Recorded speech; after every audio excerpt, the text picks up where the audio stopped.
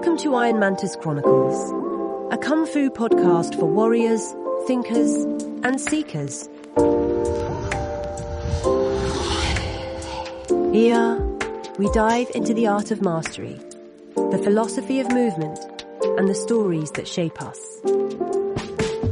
Whether you're a martial artist or just curious about the Kung Fu world, you've found your place. In this episode, Sifu Jeff Hughes offers a detailed exploration of fundamental Kung Fu forms within the Iron Mantis Martial Arts system.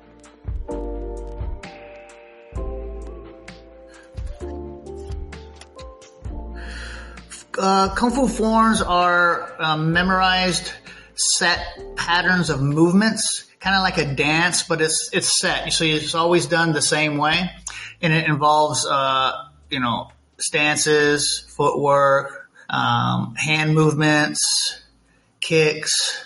So martial art types of movements that are strung together. It's like like beads on like a pearl necklace. It's like beads on a string. They're all tied together. Forms are a great way to memorize fighting techniques. So if you think about how the human mind works, like we're good at telling stories, singing songs, and in poems, it's a great way to memorize things. So instead of saying, okay, I have 300 techniques, and I'm going to say technique number 1, technique number 2, and memorize all those 300, that would be way more challenging than just learning a form. And because it's a kinetic movement, the body can also help the mind memorize these movements. I would say most old school traditional systems have forms. Karate has forms. A lot of Chinese styles, Korean styles have forms. Yeah, a lot of different, even American styles have forms. But a lot of those have all been just handed down through time. But there's also a lot of new forms that have been created in systems. Well, forms training is good for your health and your fitness, mobility, balance, strength, and also it's good for your cardio, and also it's good for your memory. So it help you cognitive memory and whatnot. So, and also there's names to the different movements that you could start to better understand, because it could be like a name that can also mean several other things, like principles and whatnot. It gets to the point where, especially in a certain style of martial arts, a lot of the forms will be very similar, because so similar that you could kind of tell what style they're actually from. But each form will have something special about it, or something that it teaches. So it's going to teach a specific technique, whether it's a basic techniques, intermediate, advanced. And sometimes it's brought up that, you can be dealing with multiple attackers. Also, you could be from a long range fighting technique, a middle range, or a close range technique. Like elbows and knees are going to be from close range, some of the striking from middle range, and some of the kicks from long range. And then there's outer range techniques. So that's also shown in the forms. And how to evade, how to close a distance, etc. The importance of having truly a beginner form, a form that's great to start people off on. That's going to be the main thing. And then have a progression of forms that build on each other. That's going to be the main thing, because it's like building a foundation. Without doing that, you're going to be making a lot of mistakes. So the main thing is having something that's very simple, focusing on maybe just the legs, and then later you add the hands to the legs, and then later you add some footwork, and then later you're going to add some trapping or throws within the movement. So it builds on itself. That's the main thing. I would say for a beginner, it's mainly exercise. But for an advanced student, it is like a catalyst that can really help them get to the next level. Especially if people who are already good fighters, certain forms can give them that extra little thing that they need to help them get to the next level. No, you do not have to be athletic to do the forms, especially the basic beginner forms. But if you keep at it, you'll slowly become more athletic because of the mobility, the strength, and flexibility gained from training. Okay, so in the white to black belt program, our building our foundation, we say, we have 10 fundamental forms. And the first form we have is it's called the 12 basic stances. It's basically only focusing on stances. Your fists are at your side, so you don't have to worry about coordinating your hands with your feet. And these 12 basic stances, you're going to go, they have different names for them as well. It's like a horse stance, to reverse bow, to forward stance, to dragon stance, to unicorn, tiger riding, aka cat stance, crane stance, 7-star stance, hourglass stance, crushing stance, and then kneeling stance. There's 2 versions of the kneeling stance in the set, and then the butterfly stance. And these stances are not only for strength, but flexibility not only in the muscles, but in the ankles, the knees, and the hips, and the joints.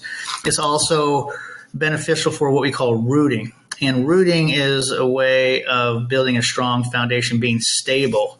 So you want to make sure that you can throw someone, but they can't throw you, is a way to put it. Now, rooting has to do with correct structure. And also the stances help with balance.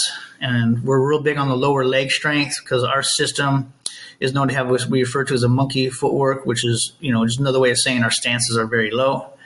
And stability. It builds a lot of stability, and you're engaging your feet and your legs in a whole nother way, and your waist. So build up that strength. And also these stances are very important for not only striking but also for takedowns and takedown defense. So some of these stances, like the crane stance, you could be blocking kicks, evading kicks. Horse stance, you could be used to defend a takedown. Forward stance for striking. Tiger riding stance is a great way to be standing stationary but ready easily to kick without making any movements. We also have the dragon stance, which is great for it's called a leg wrap, doing the takedown. Also doing a triangle from the ground. So a lot of these stances get into also what's called our Daetong Jiu-Jitsu or ground fighting. The butterfly stance is used for side control. You have the kneeling stance with the knee an inch off the ground. That's used for knee on belly. And it kind of goes on and on. But those are the main reasons for the holding and developing strong stances. Now, we will get to the point where we hold these stances for longer periods of time. It may start off 30 seconds. It may go up to a couple minutes. For some of us, like myself, I've actually held the horse stance up to 1 hour. So it's just also a great way to build patience.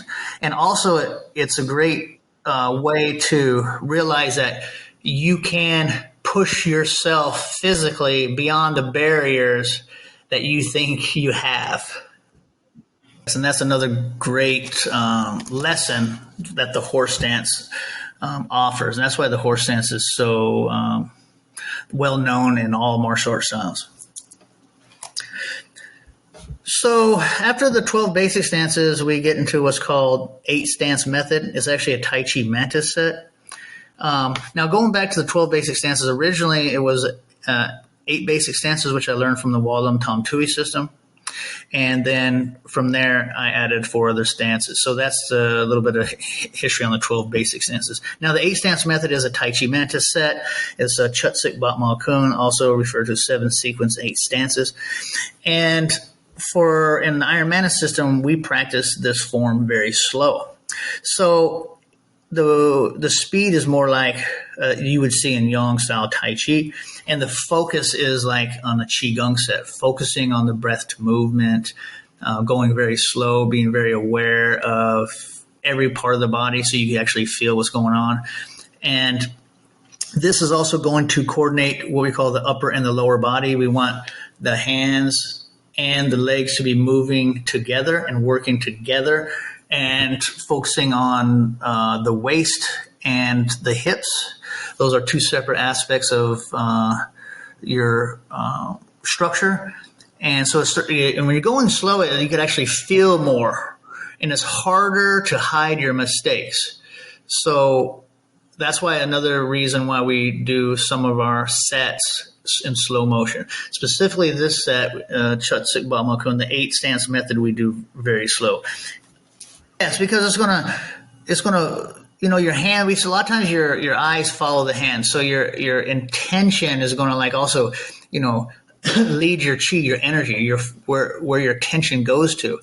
So if you're focusing on your hand, you could also from there realize, are you focusing also on your stance? So at first it's going to be kind of difficult to be focusing on your whole body at once, but after a while you'll be able to feel like this whole link from your hand to the arm, through the shoulder, through the body, through the waist and hips, and into the legs, and into the feet, and into the ground. So that's another thing that it helps by going slow. But yes, the intention is a very important part, because there are times when we're focusing on the application, but there's other times we're just focusing on doing the movement correct. So it's all about structure. Well, sometimes, like in Tai Chi, when we're doing the form, even though every movement is an application, when we're practicing the form, we're trying not to think about really anything.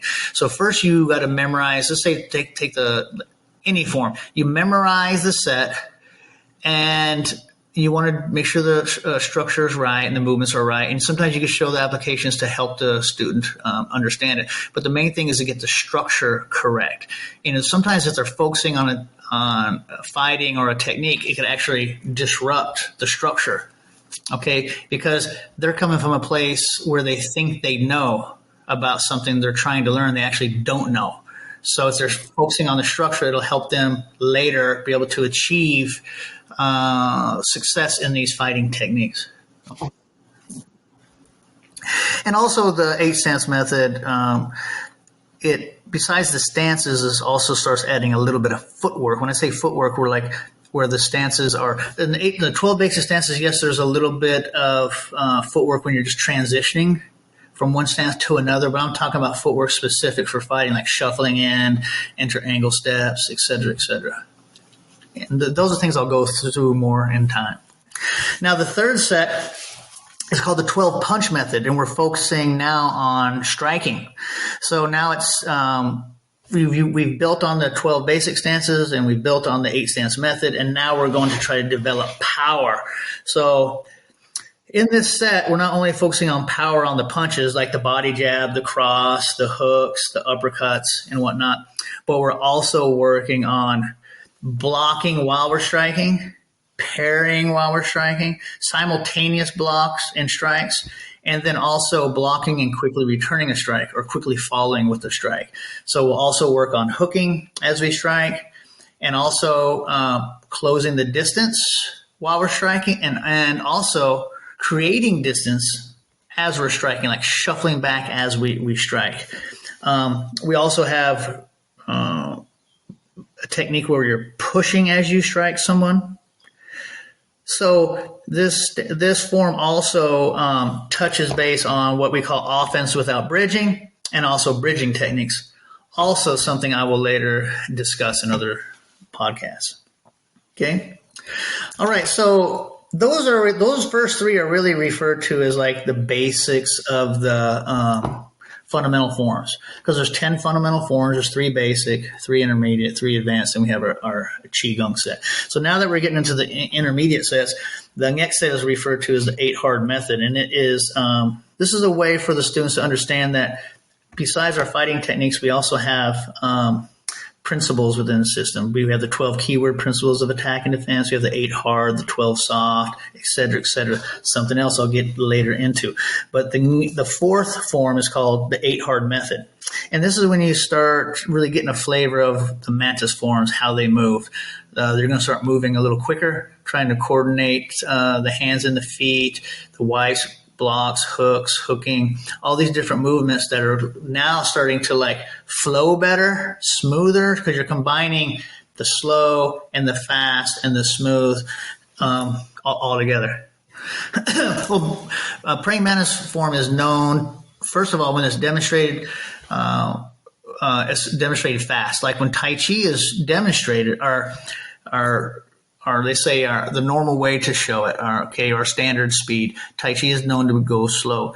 Mantis is known to go fast. Yes, all martial arts kick fast and move fast, but some of the forms, they'll slow down, they'll speed up, they'll pause. Mantis forms are known that once you start, you don't stop until the form's over. You're moving fast. In general, the whole mindset is moving forward. It's called Jun. So we're constantly moving quick. You'll also hear a lot of the sounds of slapping. So our hands will be slapping our arms, slapping our fists. It's a way to condition the body, but it's also a way to help our body to learn where the center line is. So for the 8 hard method, so you're going to start stringing all these techniques together. But for the 8 hard methods, what we're focusing on is splitting, crushing, thrusting, folding, changing, palming, leaning, and compressing. And this form of 8 hard method, we have postures and techniques that demonstrate these 8 hard methods.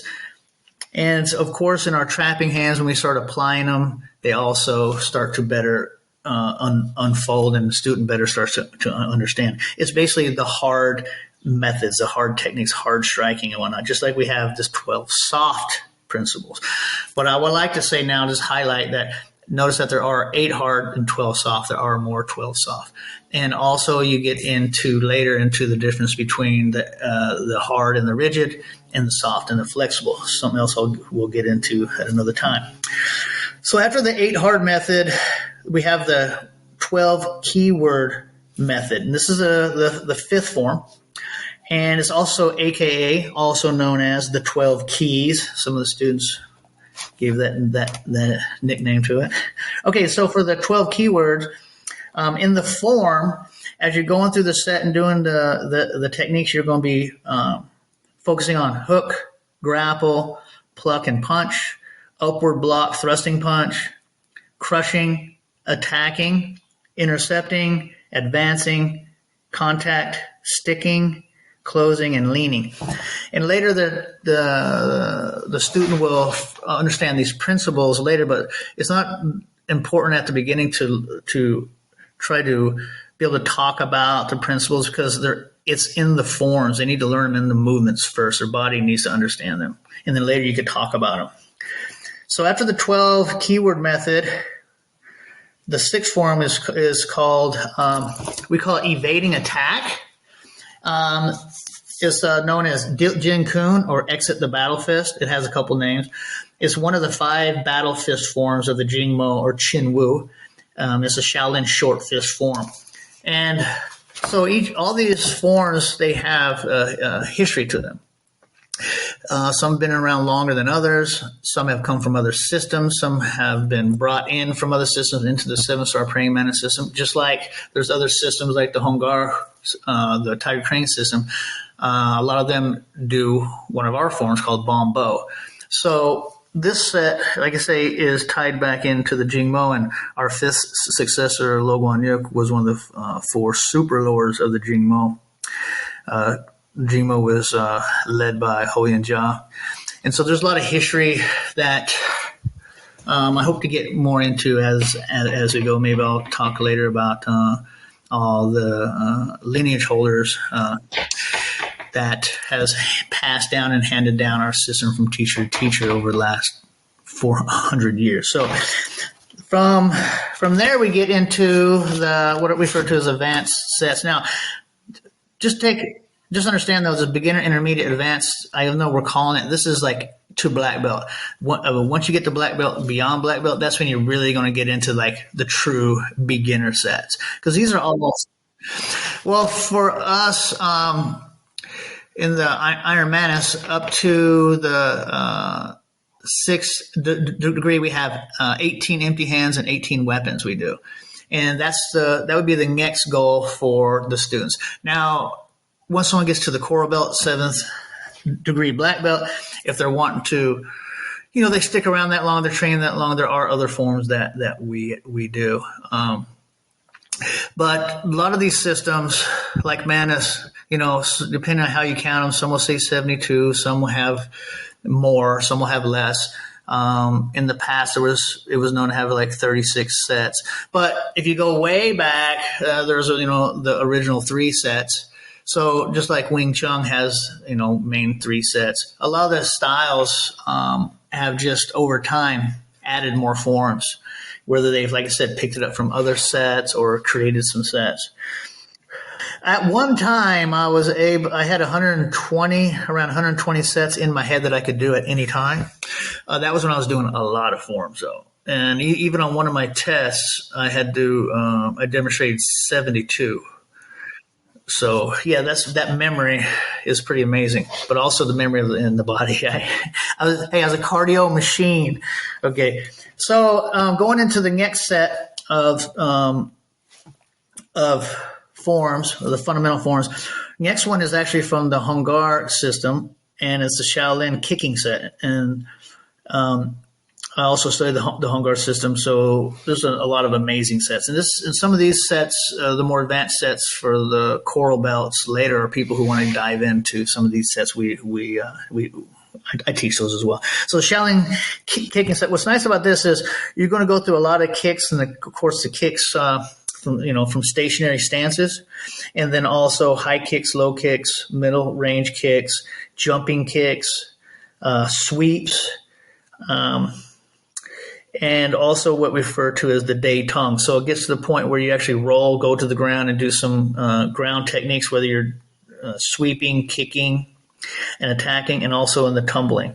So this is a very nice kicking set that I teach all the students.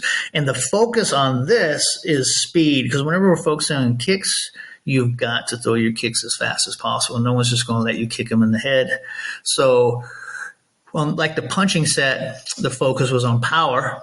The 8-stance method was focused on fluidity. The 12 basic stances on stability. This set is focused on speed.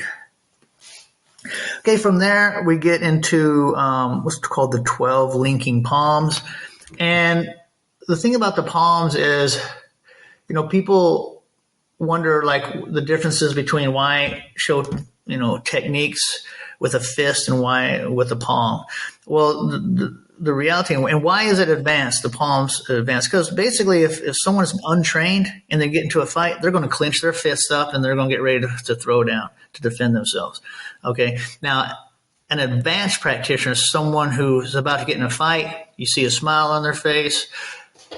They're probably more relaxed and used to this. It's not anything new for them, and they're probably good at it. There's certain types of individuals who are very comfortable and very good at fighting. So when it comes to the palm strikes, if you're going to get in a fight, you're going to have to be relaxed and not be emotional, and you'll be able to use these palm techniques. And also the palm techniques can help from you just breaking your hands. It's very common to hurt your fists or boxer's fracture, whatnot, when you're striking. Now, on top of that, in our system, we do a lot of with the iron sand palm. So we do a lot of conditioning or body hardening for the hands. So this also makes our palm strikes more useful, because there's a lot of techniques out there that are fancy, but if you're not well trained, you're just going to hurt yourself if you try to use them. Like if your fingers aren't strong enough and you try to do a finger type of technique or grab. Like if your grabs are weak, it's going to be really hard to control somebody. So there's ways of conditioning the hand strength. And of course, like in jiu-jitsu, you're constantly working with your grips because you're always grabbing the gis and whatnot. So with the 12 linking palms is nice because you're going to be focusing on the thrusting palm, the back palm, chipping palm, millstone palm, plum flower palm, propping palm, overwhelming, waist chop, flicking palm, waist throw palm, halting, and stealing. So this gives a student an understanding of how we use the palms, and there's all sides of the hand too. The top, the palm itself, the ridge hand, and what we call the willow leaf palm. So those are techniques that are very applicable because you don't always want to be grabbing too. Okay, so when you make a fist, not only are you punching with a fist, but a lot of times you're making a fist, you're grabbing someone and pulling.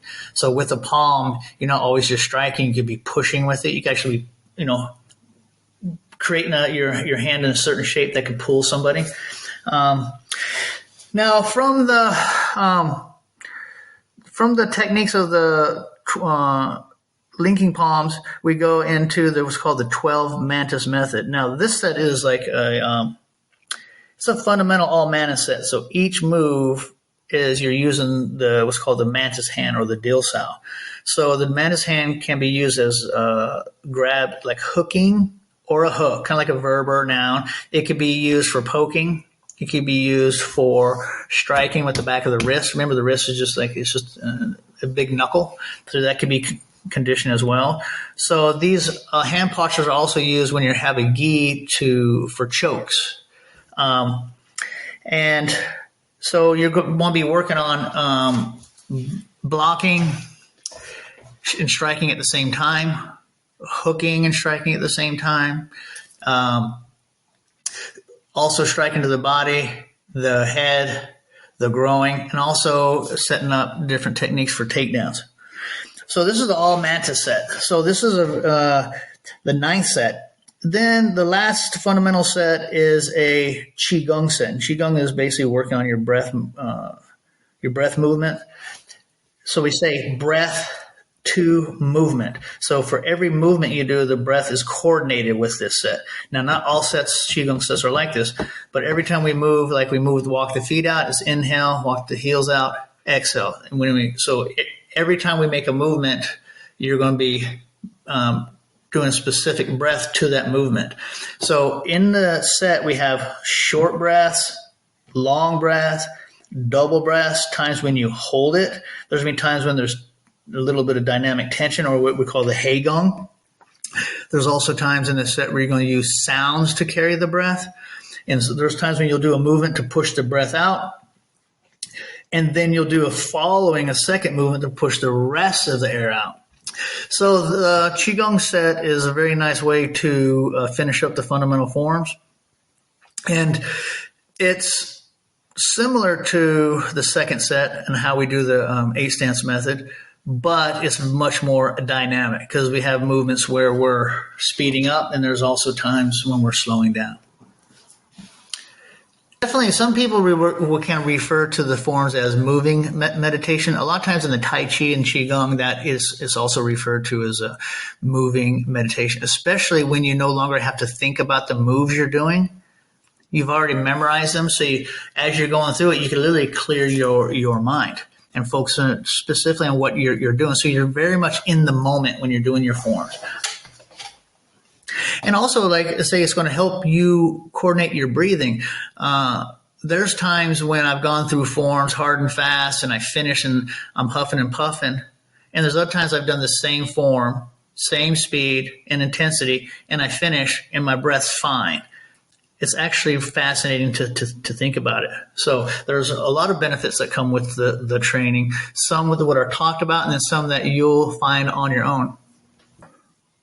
So I think I've worked with a lot of different athletes, from baseball players, football, and soccer. So one thing we all have in common, especially those that are power speed athletes, we're going to train a specific way to develop power and speed, but we're also working on flexibility, strengthening the tendons and the sinews, the joints. So when it comes to working on the forms, this could actually really help any athlete to, let's say, move better, find areas that they need to